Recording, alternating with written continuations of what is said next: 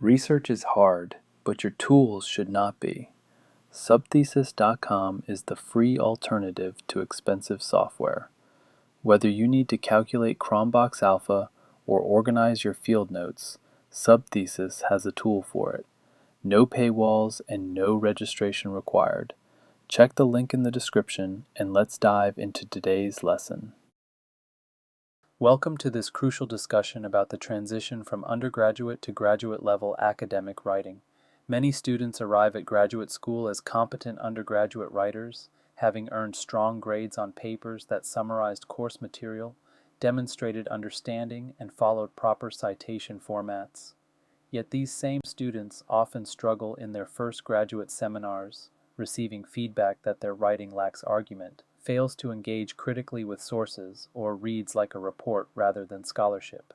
This disconnect is not about writing ability, but about fundamentally different expectations. Graduate writing operates under different rules with different purposes. Today, we will explore these differences explicitly, helping you understand what your professors expect and how to develop the skills to meet those expectations. This transition is challenging but achievable with deliberate practice and clear understanding of what graduate-level writing actually means. By the end of this session, you will understand 4 critical dimensions of the writing transition. First, you will be able to identify the key differences between undergraduate and graduate-level academic writing, not just in surface features, but in fundamental purpose and approach. Second, you will develop concrete strategies for transitioning from summary-based writing that demonstrates comprehension to argument-based writing that contributes to scholarly conversation. Third, you will learn scholarly conventions for engaging with literature and positioning your own voice within existing debates, a skill that distinguishes graduate work from undergraduate reports. Finally, you will begin building sustainable practices for producing the kind of polished, publication-quality academic prose that your field expects. Let us start by examining exactly what changes when you move from undergraduate to graduate writing. The fundamental shift in graduate writing is from demonstrating understanding to contributing understanding. As an undergraduate, your papers showed professors that you had learned the material. You summarized theories, explained concepts, and synthesized information from multiple sources. Success meant accurate comprehension and clear communication of what others had established. Graduate writing has a different purpose entirely. You are now expected to contribute to ongoing scholarly conversations, to have something to say that advances knowledge rather than merely reports it. This shifts your role from consumer to producer of knowledge. Instead of asking whether you understand what the field knows, your writing should address what you think the field should know that it currently does not. This transition from reporting to arguing is perhaps the most difficult aspect of graduate writing. A report says here is what scholars have found on this topic. An argument says here is my position on this topic, supported by evidence and engaging with what scholars have found. Even if your conclusion aligns with existing scholarship, the structure and purpose differ fundamentally. Your professors want to see you thinking, not just reading. Understanding the distinction between argument and summary is essential for graduate writing success. Summary answers the question, what did the author say? You report the content of sources, explaining their findings, theories, or positions. Summary is necessary but insufficient for graduate work. Argument answers a different question, what do I claim and why should you believe me? You assert a position and marshal evidence to support it. The evidence might include what authors have said, but the author's content serves your claim rather than being the focus itself. Consider this example. A summary might state, Smith and colleagues found that community health workers improved vaccination rates in rural areas, while Jones and team found no significant effect in urban contexts. That accurately reports the literature but makes no argument. An argument using the same sources might state, context-specific implementation determines community health worker effectiveness, as demonstrated by the divergent outcomes in Smith's rural study versus Jones's urban research. Now you have a claim, that context matters, supported by evidence. Your voice drives the narrative, using sources strategically rather than comprehensively. Graduate papers should foreground your argument with sources providing support, not foreground sources with your voice limited to transitions between them.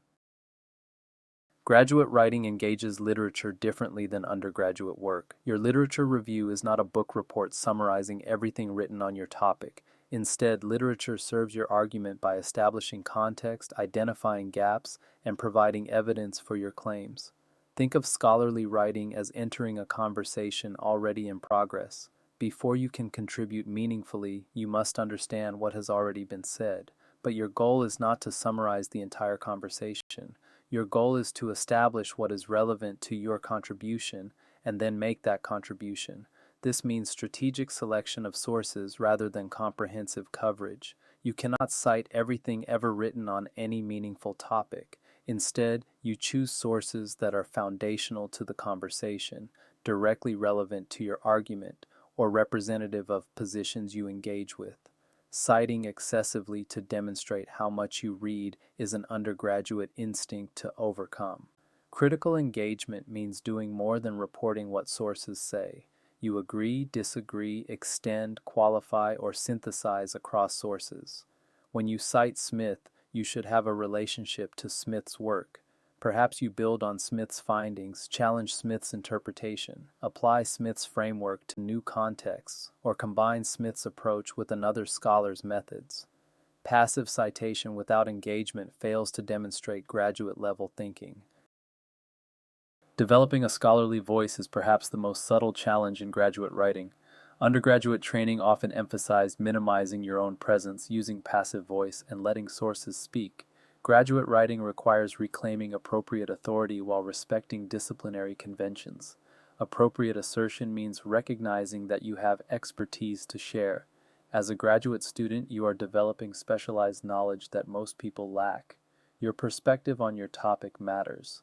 Writing that constantly defers to sources and never asserts its own conclusions fails to demonstrate the independent thinking graduate education develops. At the same time, scholarly convention requires hedging, using qualifying language that acknowledges uncertainty and leaves room for debate. Words like may, suggests, appears to, and could indicate positions without overclaiming. Learning when to hedge and when to assert directly takes practice and varies by field. Read how established scholars in your discipline handle this balance. Your writing must clearly distinguish your ideas from others' ideas. When you paraphrase a source, readers should know you are presenting that source's position. When you analyze or interpret, readers should know this is your contribution. Phrases like "I argue," "this analysis suggests," and "my interpretation" position your voice explicitly. Maintaining authority without overreaching means making claims appropriate to your evidence. You can argue strongly for positions you can support while acknowledging limitations and alternatives. Confidence paired with intellectual honesty characterizes effective scholarly voice. Graduate papers follow structural conventions that support argument-driven writing. Understanding these conventions helps you organize your thinking and meet reader expectations. Your introduction should preview your argument, not hide it for a surprise ending. Academic readers want to know your thesis early so they can follow your reasoning. The introduction establishes the topic's importance, indicates what conversation you are entering, and states your central claim. Some fields prefer explicit thesis statements while others use more subtle signposting. But in all cases, readers should understand your direction by the end of the introduction. Each body section should advance your argument, not just cover a topic. Ask yourself what each section does for your overall case. Sections that merely describe or report without connecting to your thesis likely need revision or elimination. Your argument should build progressively, with each section depending on previous sections and setting up subsequent ones. Individual paragraphs should make one claim and develop it fully. The first sentence typically states the paragraph's point. Subsequent sentences provide evidence, explanation, and connection to your broader argument. Paragraphs that wander across multiple points confuse readers and dilute your argument's force. Your conclusion should explore implications rather than merely summarizing what you said. What follows from your argument? What should readers understand differently now? What questions does your analysis open up? A strong conclusion leaves readers with something to think about, not just a recap they have already read. Critical engagement with sources goes beyond citation to establish relationships between your ideas and others' work. Several patterns of engagement appear commonly in graduate writing. Agreeing with nuance means building on what sources establish while adding your own perspective. Instead of merely restating a source's conclusion, you might note additional evidence, apply the finding to a new context, or identify implications the original author did not explore. The pattern is yes, and rather than just yes. Disagreeing respectfully challenges sources while maintaining scholarly decorum. You might identify limitations in methodology, question interpretations of evidence, or propose alternative explanations. Respectful disagreement engages with the source's strongest points rather than attacking straw man versions.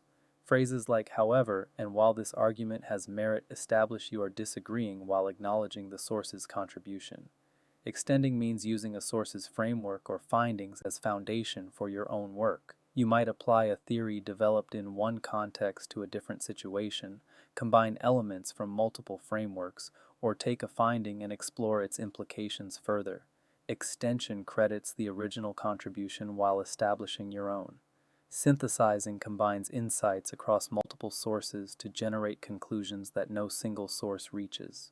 You might identify patterns across studies, reconcile apparently contradictory findings, or show how different perspectives illuminate different aspects of a phenomenon. Strong synthesis demonstrates sophisticated understanding of literature and contributes new perspective. Transitioning to graduate writing requires unlearning some habits that served you well as an undergraduate but undermine graduate work. Being explicit about these patterns helps you recognize and correct them. Padding length is common in undergraduate writing where reaching a page count matters. Students add unnecessary qualifiers, repeat points in different words, or include tangentially related material. Graduate writing values concision. Every sentence should do work. If you can say something in fewer words without losing meaning, do so.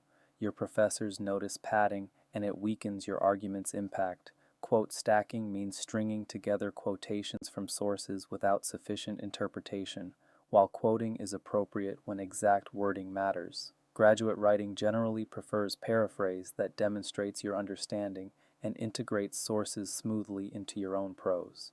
When you do quote, interpret the quotation's significance rather than assuming it speaks for itself. Placing your thesis at the end treats your paper like a mystery novel building to a reveal. Academic writing works differently. State your argument early so readers can follow your reasoning. The conclusion should develop implications of an argument already established, not finally reveal what you have been saying all along. The habit that everything is interesting leads to sprawling papers that cover too much. Graduate writing requires hard choices about what to include. Not every relevant finding or interesting tangent belongs in your paper. Focus on what directly serves your argument and let go of material that, however interesting, does not advance your specific purpose. Precision in language distinguishes polished graduate writing from adequate undergraduate prose. Every word choice should be deliberate and contribute to your meaning. Prefer specific language over general terms.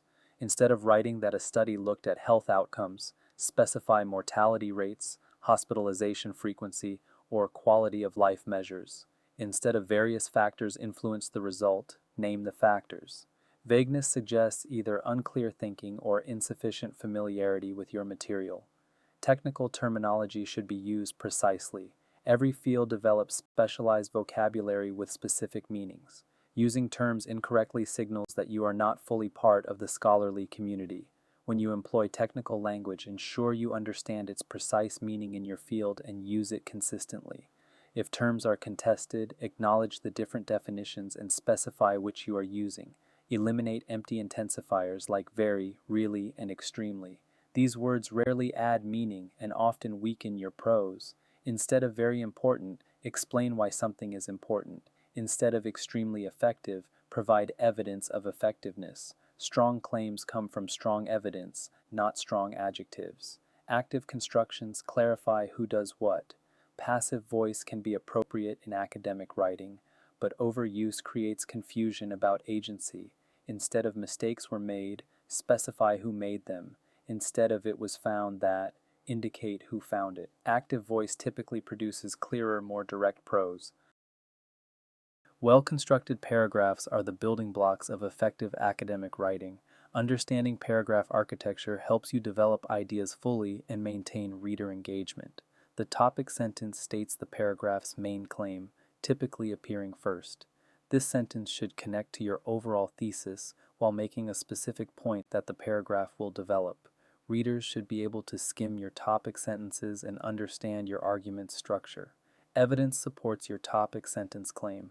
Evidence might include findings from studies, quotations from sources, data, examples, or logical reasoning. The type of evidence appropriate depends on your field and your specific claim. Not every sentence needs citation, but claims requiring support should have it. Analysis interprets your evidence, explaining what it means and why it supports your claim. This is where many graduate students fall short, presenting evidence without analysis. Do not assume evidence speaks for itself. Explain the connection between your evidence and your claim. This analysis is where your voice and thinking emerge most clearly. Transitions connect paragraphs, showing how one idea leads to the next. Transitions might appear at the end of a paragraph, looking forward, or at the beginning of the next, looking back. Effective transitions show logical relationships, whether contrast, continuation, cause and effect, or specification. Avoid mechanical transitions like another important factor that fail to convey actual logical connection. Graduate writing requires substantial revision. First drafts capture ideas, revision shapes them into effective communication. A systematic multi-pass approach ensures comprehensive improvement. Your first revision pass should focus on argument and structure. Does your thesis clearly state your central claim? Does each section advance that claim? Is the organization logical? Are there sections that do not serve your argument? This high-level revision might involve significant reorganization, cutting, or expansion. Do not get distracted by sentence-level issues when structural problems remain. The second pass addresses paragraph coherence. Does each paragraph make one clear point? Is evidence sufficient? Is analysis present and developed? Do paragraphs flow logically from one to the next? Revise paragraphs that lack focus, develop underdeveloped ideas, and strengthen transitions.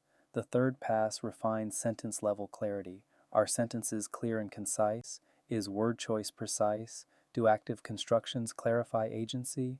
Are sentences varied in length and structure?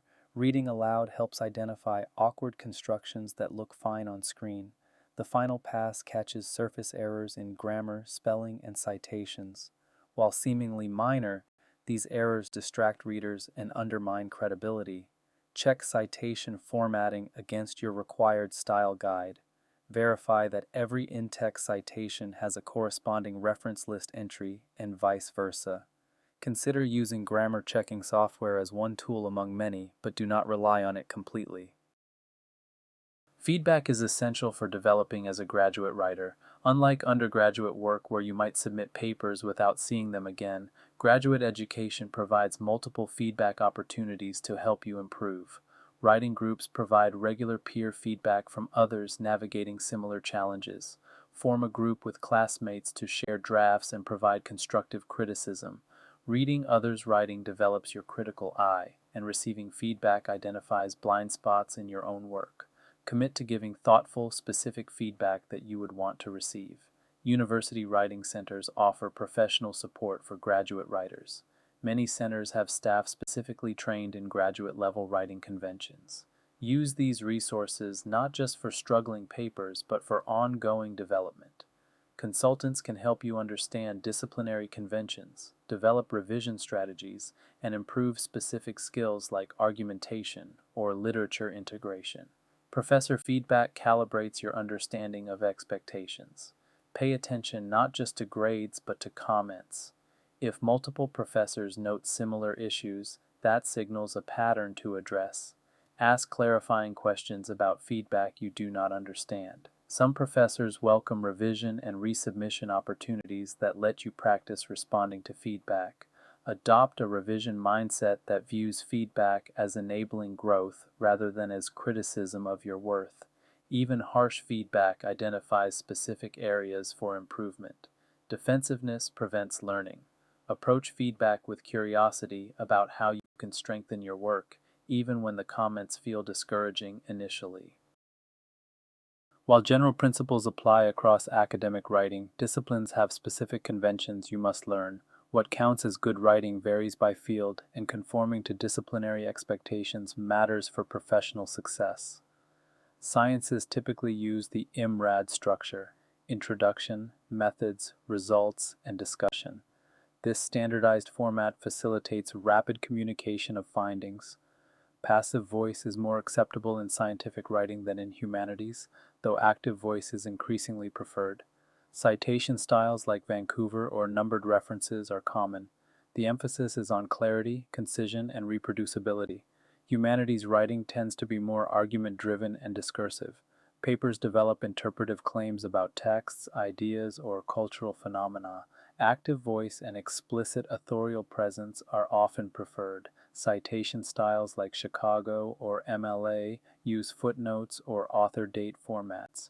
The emphasis is on interpretation, nuance, and engagement with scholarly conversation.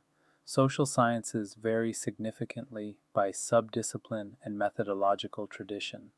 Quantitative work often resembles scientific writing, while qualitative and theoretical work may follow humanities conventions. APA style dominates in many social science fields, but not all. Learning your specific subfield's expectations is essential.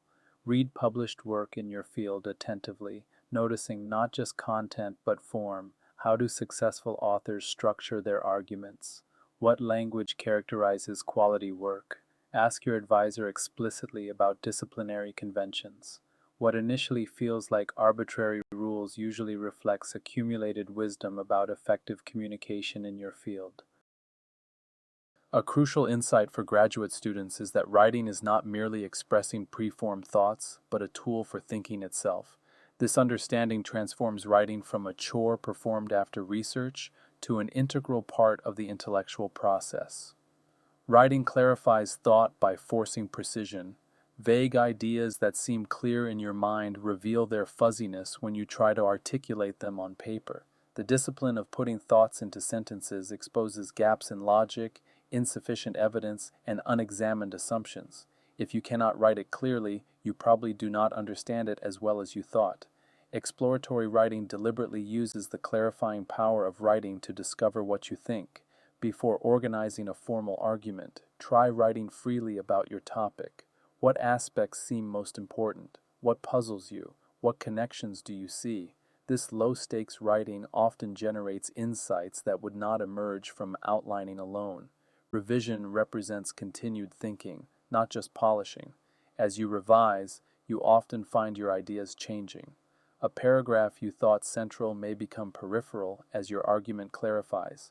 A connection you had not noticed becomes central. Embrace this evolution rather than defending initial formulations. Your best ideas often emerge through drafting, not before it. Regular writing practice develops both writing skill and thinking capacity simultaneously. Writers who write frequently write better, but also think more clearly. Even short daily writing sessions compound over time. Graduate school offers the opportunity to develop a writing practice that will serve your entire career. Effective management of writing projects is as important as writing skill itself. Poor project management leads to last-minute stress, compromised quality, and unnecessary anxiety. Starting early means beginning to write before your research is complete. Many students delay writing until they have read everything, a day that never comes. Instead, write as you go. Draft sections about what you know while continuing to research areas of uncertainty. Early drafts identify gaps in your understanding that guide further research. Chunking work into daily goals proves more sustainable than marathon sessions. Writing for 2 hours daily produces more and better work than writing for 10 hours once a week. Regular engagement keeps your project mentally present, and daily progress accumulates quickly. Set modest daily goals, perhaps 500 words of new drafting or 1 hour of revision, and meet them consistently. Managing multiple projects simultaneously helps maintain freshness. When you feel stuck on one project, switch to another. The mental break often produces new insights when you return. Having several active projects also protects against having nothing to work on if one project stalls. Tracking progress celebrates milestones and maintains motivation. Note your word counts, completed sections, or revision passes. Seeing accumulated progress combats the feeling that you are getting nowhere. Reward yourself for meeting goals, whether completing a draft, receiving useful feedback, or submitting a polished piece. Graduate seminar papers can become publications, but the transition requires understanding how published scholarship differs from classroom assignments. Learning this transition prepares you for professional academic writing. Select promising papers for development based on contribution potential. Which of your papers makes a genuine contribution to scholarly conversation? Which addresses a gap in literature or offers a fresh perspective? Not every A paper merits publication effort. Choose projects with publication potential and invest your development energy there. Understanding journal expectations is essential before revising for submission. Read recent articles in your target journal. How long are they? What citation style is used? What methodological approaches appear? What theoretical frameworks are common? Your paper must fit the journal's scope and conform to its conventions. Revising for scholarly audience means writing for experts beyond your professor. Your professor knows the background and is generous about gaps. Journal reviewers and readers expect comprehensive establishment of context, explicit methods, and thorough engagement with relevant literature. What your professor understood implicitly may need to be stated explicitly for a broader audience. Peer review is professional development, not personal judgment. Rejection and revision requests are normal, even for experienced scholars. Reviewer feedback, while sometimes harsh, identifies weaknesses and suggestions for improvement. Approach peer review as learning opportunity. Many successful publications incorporate extensive revision in response to reviewer comments. Every graduate writer encounters challenges. Recognizing common obstacles and having strategies ready helps you push through difficult periods. Writer's block often stems from pressure to produce perfect prose immediately. Lower the stakes by giving yourself permission to write badly. Write quickly without editing. Generate rough material that you can revise later, sometimes called free writing or zero drafting. This approach separates generation from evaluation, freeing you to put words on paper. Perfectionism paralyzes many graduate writers who cannot tolerate imperfect drafts. Remind yourself that all published work went through multiple drafts. Your first attempt is not supposed to be good. It is supposed to exist so you can make it better. Set a rule that you will not revise until you have a complete draft, however rough. Procrastination typically results from task overwhelm. Break writing into small, concrete steps. Outline this section, draft these 3 paragraphs, revise this page. Small steps feel manageable and generate momentum. Accountability helps too. Tell someone your daily goal and report your progress. External commitment often succeeds where internal willpower fails. Imposter syndrome makes writers doubt their worthiness to contribute to scholarly conversation. Remember that everyone struggles with writing, including your professors and favorite authors. You belong in graduate school, and your perspective matters. The only way to develop as a writer is to write imperfectly, persistently, and with willingness to learn from the process. Sustainable writing practice ensures consistent progress throughout your graduate career. Rather than relying on inspiration or deadline pressure, build habits that produce steady output regardless of how you feel. Schedule writing by protecting dedicated time in your calendar. Treat writing appointments as firmly as class meetings. Early morning often works well before other obligations accumulate, but any consistent time works. The key is regularity. Writing scheduled sporadically happens sporadically. Create ritual around your writing practice. Write in a consistent place if possible.